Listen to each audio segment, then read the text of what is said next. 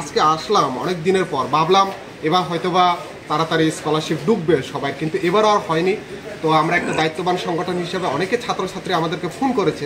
তো এর উদ্দেশ্যে আজকে কেন তাদের স্কলারশিপ এখনো হয়নি আমরা দেখতে পেয়েছি যে প্রায় 33,506 জনের মতন অ্যাপ্লিকেশন এবার ভেরিফিকেশন হয়েছে, যার মধ্যে এখন অবধি প্রায় 5,152 জনের মতন ছাত্রছাত্রীদের স্কলারশিপ পেন্ডিং রয়েছে। তো আমাদের প্রশ্ন, এই পেন্ডিং কেন থাকবে? বাকিরা যদি হয়ে গেলে তারা কেন থাকবে? তাদের মধ্যে ম্যাক্সিমাম বিএড পড়ুয়া ছাত্রছাত্রী, যে বিএড পড়ুয়া ছাত্রছাত্রী স্কলারশিপের মাধ্যমে ফি পড়ে, এই ফি জমা দিয়ে তারা তাদের নেক্সট সেকশনে অ্যাডমিশন নেয়। তো দুর্ভাগ্যের বিষয় আজকে আমরা জানতে পারলাম, ফান্ডের সমস্যা নাকি এখানে রয়েছে। তো যেখানে রাজ্যে বিজেপি সরকার, কেন্দ্রে বিজেপি সরকার, ইভেন ত্রিপুরা সাদরদি, ত্রিপুরা মথর সরকার এখন তিনটা ইঞ্জিন বলতে পারে যদি ট্রাইবেলের নজর দিকে দেখে বা ত্রিপুরাসার নজর দিকে যদি আমরা দেখি, তাহলে তিনটা ইঞ্জিন মিলে যদি তারা এই ফান্ডের সমস্যা বলা, তাহলে অত্যন্ত লজ্জার ব্যাপার।